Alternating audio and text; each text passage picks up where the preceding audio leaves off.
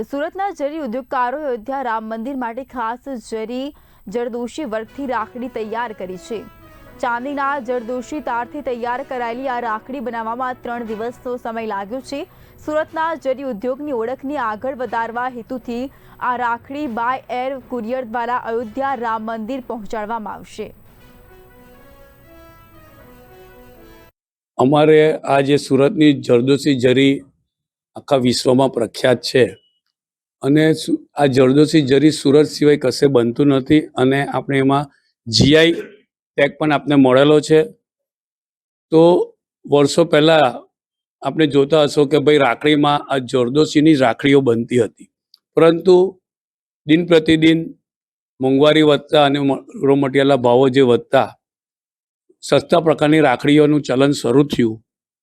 તો એસોસિએશનનો એવો પ્રયાસ છે કે અમારા જે કોઈ વર્કર કે કારીગરો અથવા તો જે આર્ટિઝનો છે તે તમામને ફરી આ રાખડીનું ચલન શરૂ થાય તે હેતુથી અમે અહીં પ્રભુ શ્રી રામ જે અયોધ્યા ખાતે જે નવનિર્મિત પ્રભુ શ્રી રામનું મંદિર બનેલું છે તેમાં રામચંદ્ર ભગવાનને આવનારા રક્ષાબંધનના પવિત્ર તહેવાર નિમિત્તે રાખડી અર્પણ કરી રહ્યા છે। અહીં આપ જોશો તો અહીં રાખડી પણ અહીં એ બનાવીને મૂકેલી જરદોશી જરી મેન્યુફેક્ચર કરી રહ્યા છે અને હું નાનપણથી જોતો હતો કે વર્ષોથી જરદોશી જરીની રાખડીઓ પહેલાં ચાલતી હતી, પણ સમયાંતરે માલ મટીરિયલ મોંઘું થવા માંડ્યું એટલે એ ચાઇનાની આઇટમો આવી ગઈ અને જરદોશી જરીની આઇટમો ધીરે ધીરે ઓછી થતી ગઈ।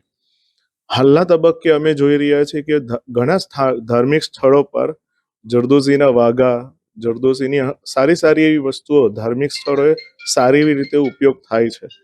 તો અમારો સુરત જરદોશીને જે જીઆઈ મળ્યો છે તેનો પ્રચાર પ્રસાર થાય, જરદોશીના કારીગરોને કામ મળે, એ હેતુથી મારા મનમાં એ વિચાર આવ્યો કે આપણે આવા સારા પર્વ પર પ્રભુ શ્રી રામને સુરતમાં બનેલી, સુરતમાં મેન્યુફેક્ચર થયેલી અને સુરતના કારીગરો દ્વારા એ હાથવણાટ થયેલી જરદોશી જરીની આ રાખડી અમે પ્રભુ શ્રી રામને અર્પિત કરીએ।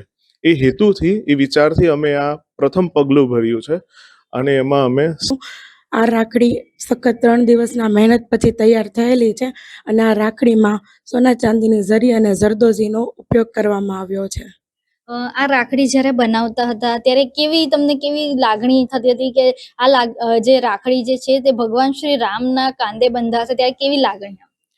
આ રાખડી બનાવવા ટાઈમે મેં ખૂબ જ શ્રદ્ધાથી આ રાખડી બનાવેલી છે, એટલે એક જ ઈચ્છા છે કે રાખડી ભગવાન સુધી પહોંચી જાય અને એમને અર્પણ થાય।